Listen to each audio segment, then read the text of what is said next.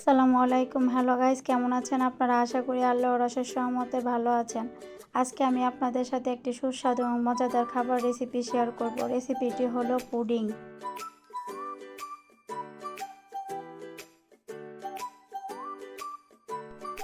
এখানে আমি 3টি ডিম নিয়েছি। ডিমগুলো আমি এক এক করে ভালো করে ভেঙে নিব।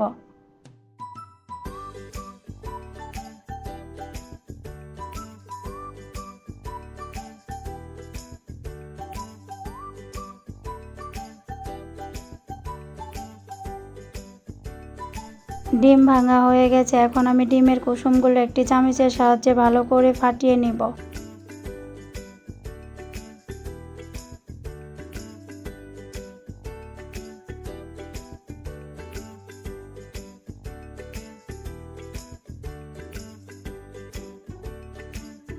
তারপর আমি এখানে 1 কেজি পরিমাণের গরুর দুধ চুলায় বসিয়ে দিয়েছি। দুধের সাথে আমি অল্প পরিমাণে লবণ অ্যাড করব। দুধটা আমি ভালো করে 20 মিনিট নেড়ে চেড়ে জাল দিব।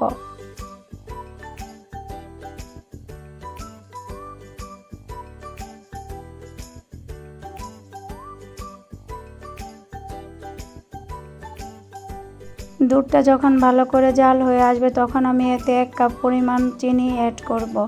চিনি অ্যাড করার পর আমি আবার দুধটা ভালো করে নেড়ে চেড়ে নিব। তারপর আমি দুধটাকে একদম ঘন করে জাল করে নিব। দুধটা ঘন হয়ে এসেছে, এখন আমি চুলা থেকে নামিয়ে নিব। এখন আমি দুধটাকে নেড়ে চেড়ে হালকা ঠান্ডা করে নিব। দুধটা কুসুম গরম থাকা অবস্থায় আমি আগে থেকে ফাটিয়ে রাখা ডিমের মিশ্রণটি দুধের সাথে অ্যাড করে নিয়ে ভালো করে নেড়ে চেড়ে নিব। ডিমটা দেওয়ার পর আমি এমনভাবে নাড়ব যাতে ডিমের মিশ্রণটি দুধের সাথে সুন্দর করে মিক্স হয়।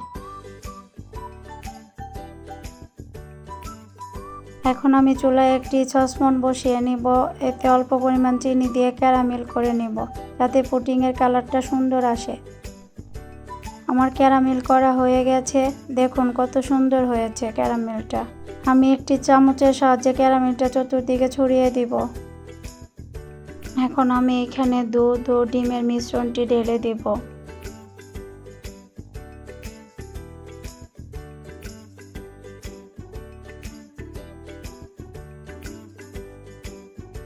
তারপর আমি একটি কুকারের পাতিলে পানি দিয়ে নিয়েছি। এখানে আমি সসপ্যানটি ভালো করে বসিয়ে দিব।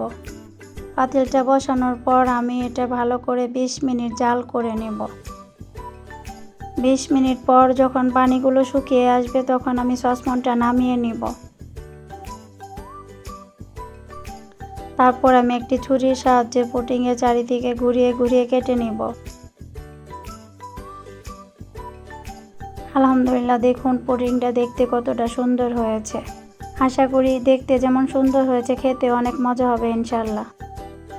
আমার রেসিপিটি যদি আপনাদের কাছে ভালো লেগে থাকে তাহলে আপনারা অবশ্যই আমাকে লাইক এবং ফলো দিবেন।